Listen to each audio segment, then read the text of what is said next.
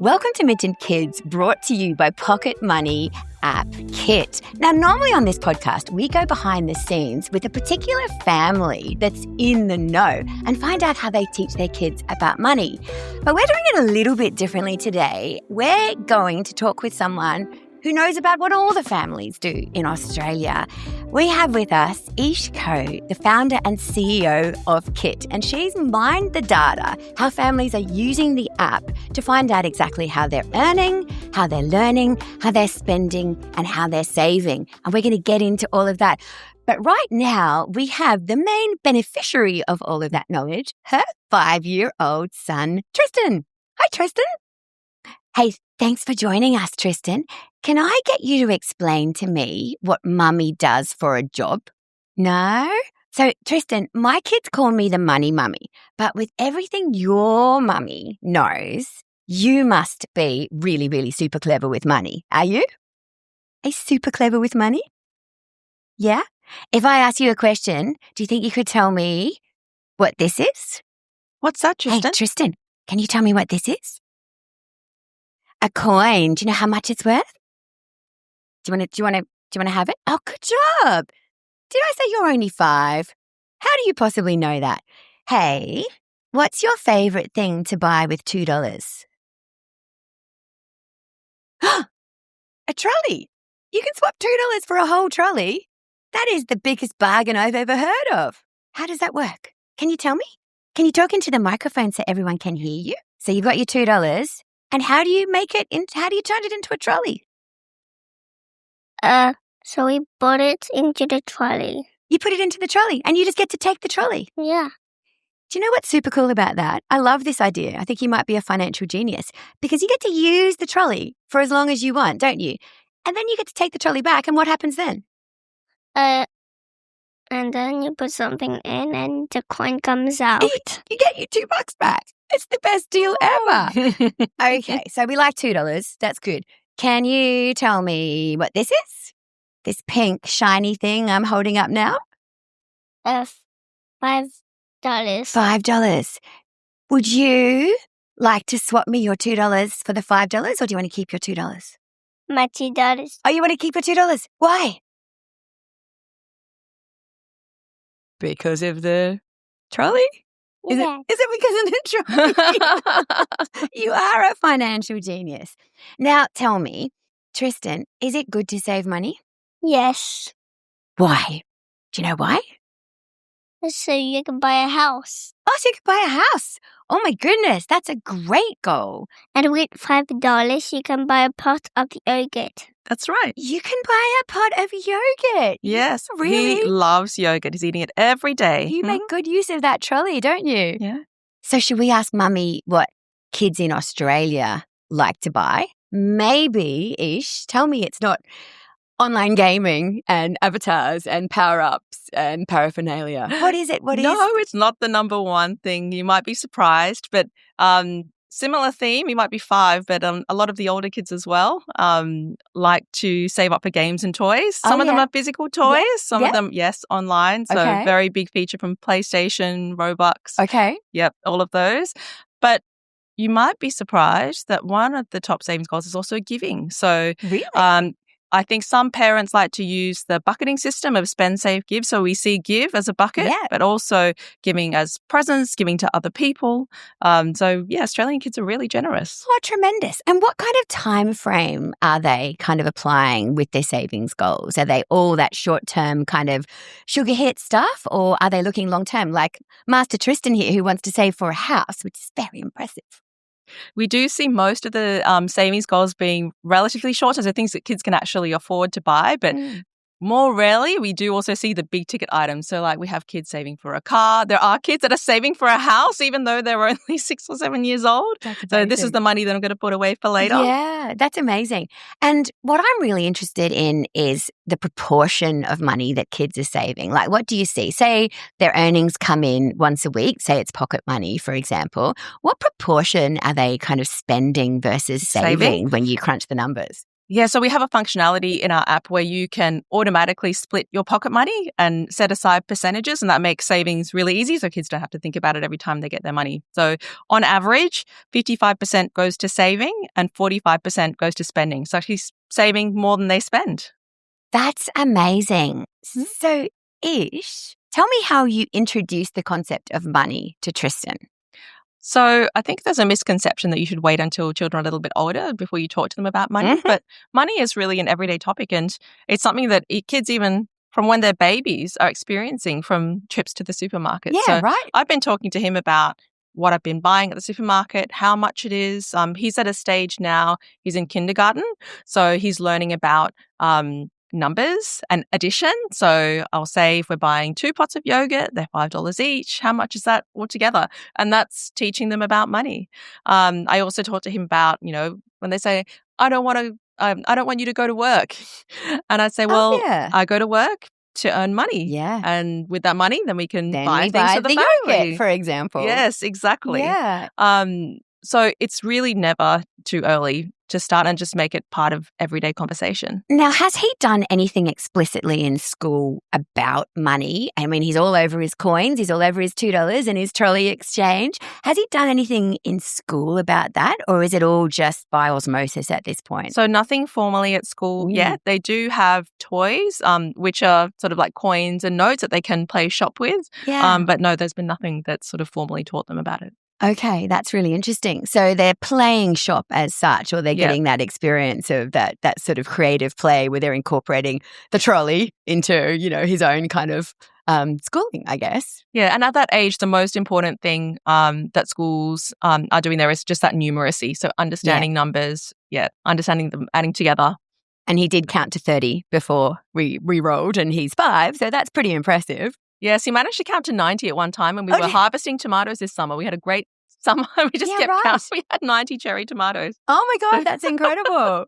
So you do a lot of like home growing and that sort of budgeting kind of chat as well, presumably. Yes. So we talk a lot about saving money and why saving money is good. I know you asked him, why is it good to save money? It's good to save money because you might buy a house. It's because we've been talking about, like, do we want to move from an apartment maybe into a house? So I think some of that discussion that we have around him is kind of feeding into some of his money attitudes, which is really good. So I'm really interested in that 55% of kids who are saving, which is amazing. Like, the message is obviously really getting across. Are they saving for particular things, or are they just doing it because they know that they should be saving? So it's a mix. I'd say the majority of them are saving for specific things. So things like games, toys. But then we also have some kids who are saving for saving's sake. So we'll see that they've labelled their goals savings. And we also see a mix of some kids who are setting up buckets, so spend, save and give.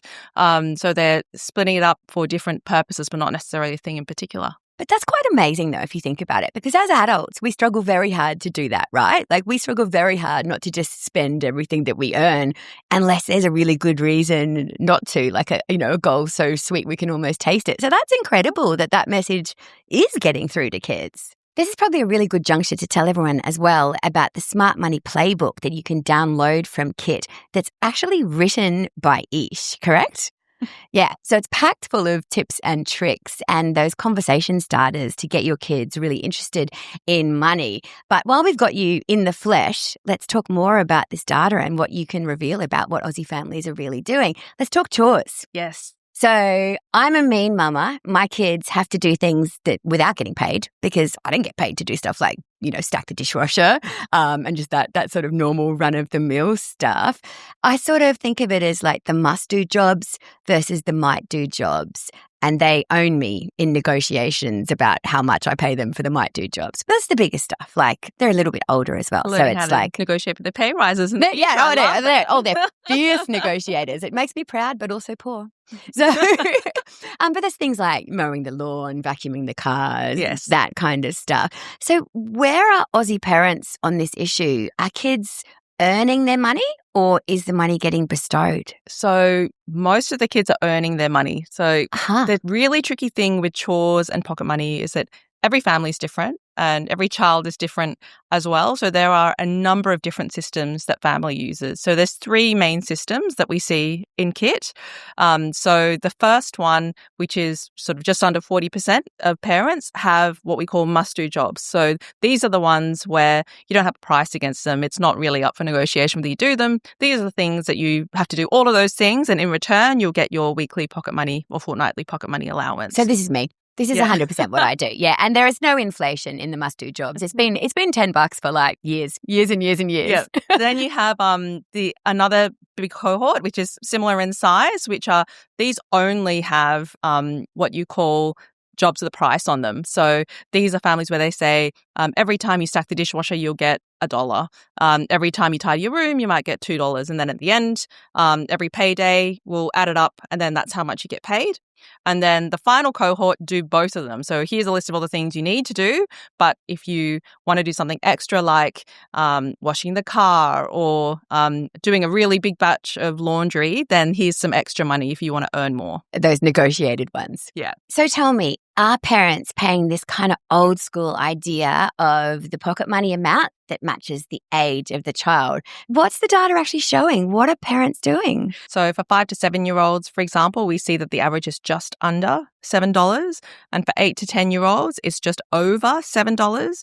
And then when they get to 11 to 13, it then becomes $10. And then sort of the teenagers in high school, 14 to 17, then it's $14 on average. There's no right number for any family. The things that it's important to remember are like it needs to be an amount that won't eat into the family budget. Yes. What I sometimes advise is that, you know, even if you're a family and you're doing it tough, instead, and you can't sort of afford, you know, discretionary pocket money, what you can do instead is give your kids responsibility for a very small part of the family budget, and they're helping out. So you could say, for example, your responsibility, you give $10 a week and you buy all of your afternoon tea and snacks. So they're coming with you to the supermarket. They need to make that decision. If they want to eat the home brand, like cheapest thing ever, and can pocket the rest, you know, you've budgeted for it already, but it's not actually costing you any extra money, but they're still getting that exposure to how much should I spend? What can I save? What can I buy?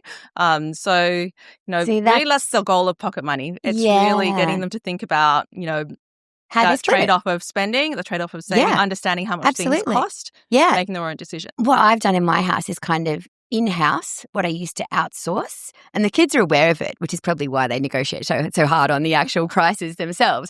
But whereas I used to have a gardener, now I pay my son to do that. You know, I don't have a pool cleaner. Like they do that together, and all the other tasks that I might have got some help with.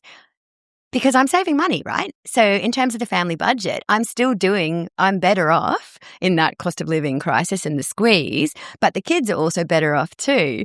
And we're getting ahead financially. They're super aware of that, which is why they do try and charge me an absolute fortune. Yeah.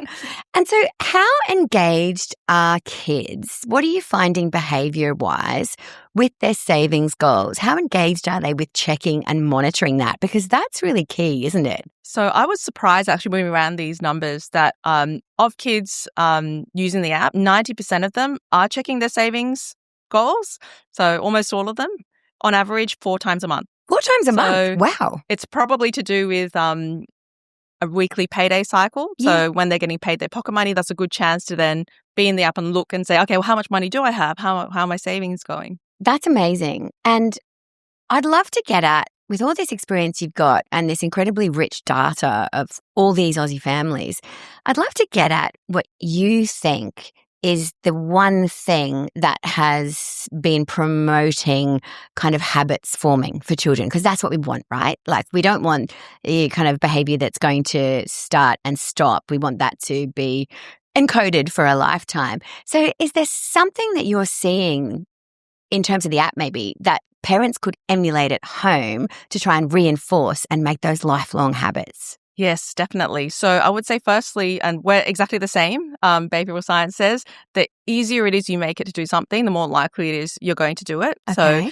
having the ability to set up when you have pocket money, just automatically split it between saving and spending. It's less of a headache for the parents, but the kids also know that they're doing it. Automated but then every what time. you can do is that there's a principle in behavioural science called the peak end rule, which means that when you think about an experience, you tend to remember the things that were really intense. So either like really happy or really, sad the other way, or emotionally intense, and then the things that are the most recent. So we use this in the app to kind of celebrate, to make good moments even more intense, which makes them more memorable. So if you think about when kids get their payday, there's a celebration that says, congratulations, you've earned your pocket money. You have like cash falling down, and it's like, here's where your money's going. It's going some on the card, some in your savings.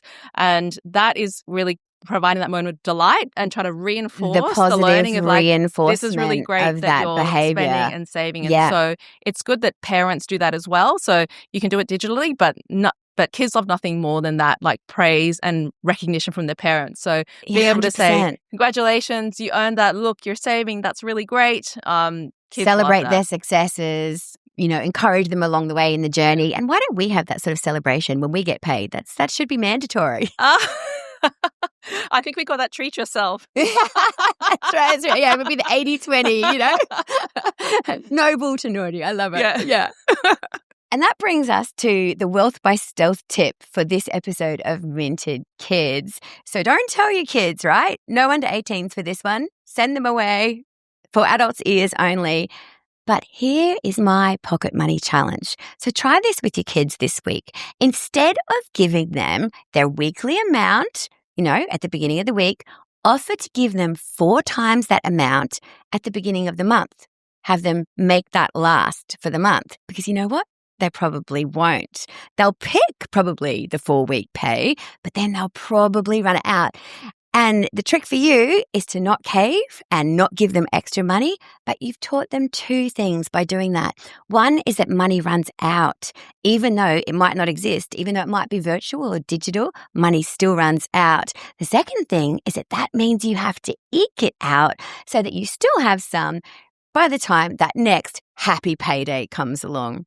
Thanks for joining us for the latest episode of Minted Kids, sponsored by Kit. And thank you so much, Yish Koh, founder and MD of Kit, and also Tristan. Thank you.